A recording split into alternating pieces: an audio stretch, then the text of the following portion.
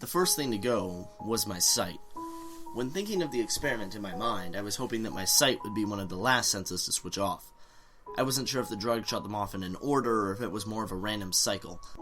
It would only be temporary, but I prepared for an uncomfortable, potentially interesting experience. I had been fascinated with sensory deprivation for a long period of my life, but a chlorinated pool wouldn't satisfy me. I wanted something that would truly degrade my senses. I'd acquired an experimental sedative, one that was used for a complete paralysis of sensation. I wasn't a big-name scientific researcher, but I was curious, perhaps to an extreme degree. My sight didn't immediately die, but faded out. It appeared as if I were slowly shutting my eyes, still being able to feel myself blink, until all I could sense was darkness. Though I expected the thoughts, I began to sympathize with how a blind man would feel with that sort of limitation. It could be different for one who was born with the condition, but feeling my eyelids move across my lifeless eyes was rather haunting. I almost wished my sense of touch would go next. My mind didn't have any images to process, so I began to process my own.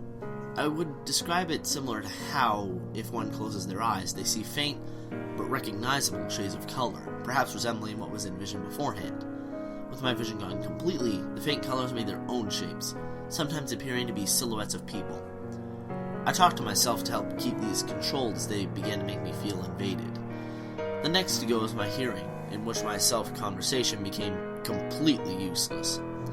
I first thought that my speech was growing weaker, but I realized that the volume of all sounds was fading, just as quick as my vision. When it too had left me, I heard only a single sound, or at least only thought of one. There is a familiar god-awful ringing that many have claimed to hear on a regular basis, sometimes for short periods, others as much as days. This can be an actual ear condition, but given how my hearing had diminished, I was sure it was being produced by my own thoughts. The ringing intensified and began to sound inconsistent.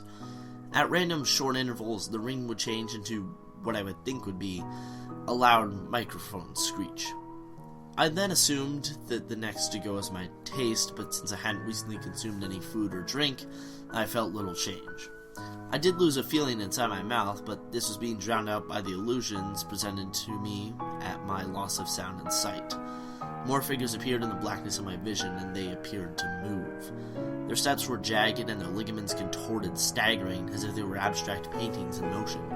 The ringing in my ear continued to grow more acute, more concentrated at intervals.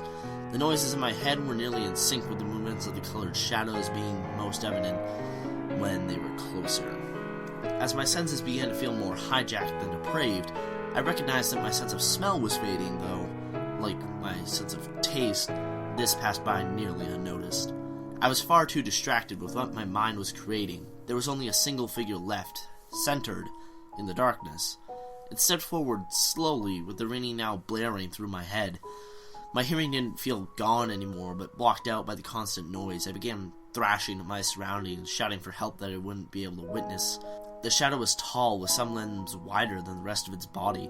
Its legs still waved when it walked, twisting, as I began to make out what I thought were its eyes. The last sense to go was my touch, and this proved to be the worst to suffer.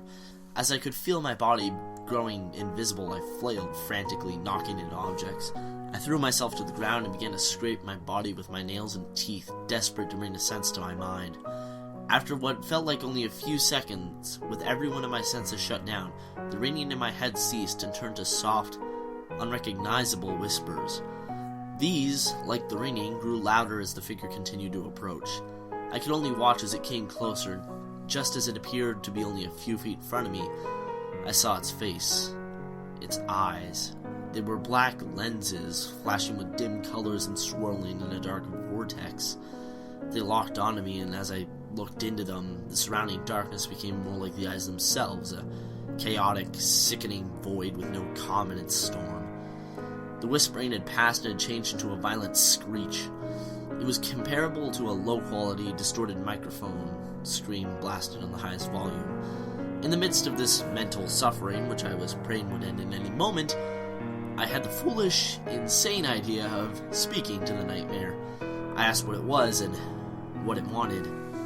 I had merely thought of the words, and its screeching ceased, only to begin speaking in the whisper it had made before. This time I could understand every word. I am what remains when everything else has vanished. I am what is left watching you as you are distracted, made blind by everything else you sense and experience. I am what you sometimes witness for a split second, only to pass off to you as your imagination. I wait patiently, eager for the moment where your soul is left exposed, without a shell to protect you.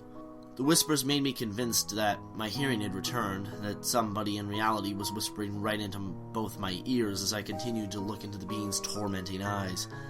It began to reach its jagged, deformed hand near my face as if to grasp it. I felt my spirit and sanity begin to collapse. The shadow began to dissipate and fall back into the void that was now becoming significantly brighter. The whispers and screeches fell back quickly. Like my body was waking up from a violent dream, my senses quickly came back all at once. My energy had been massively drained, like I just ran in circles for hours. I was only lying down on my living floor with the objects and furniture in shambles, wrecked from a struggle. My body was covered in bruises and scratches, covered in a thick layer of sweat as I panted from what had just gone through my head. My ordeal was over, as the pill was only temporary. I looked at the clock, trying to remember when I had started the experiment. The entire event only lasted 4 minutes, as the researchers had originally promised. I spent the next few hours trying to recollect myself, disturbed from what had took place.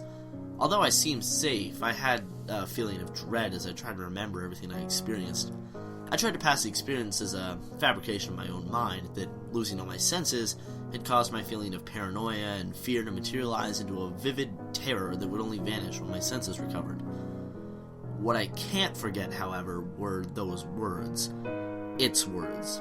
The distorted being had vanished, but was it because my senses had now blocked it out of my mind? I only wished I had never been too daring to ask the question I had. Had I only kept silent, I would have passed this event off as my own intensified imagination, another horror only created, then destroyed by my mind. I want to be able to think that, but I can't, because every time it comes to my mind, I can only think of it right in front of my face, invisible, waiting for when my body is dead and my mind is a target of havoc. As always, I see the faint colors when I close my eyes, but sometimes shaping themselves in a familiar, distorted figure.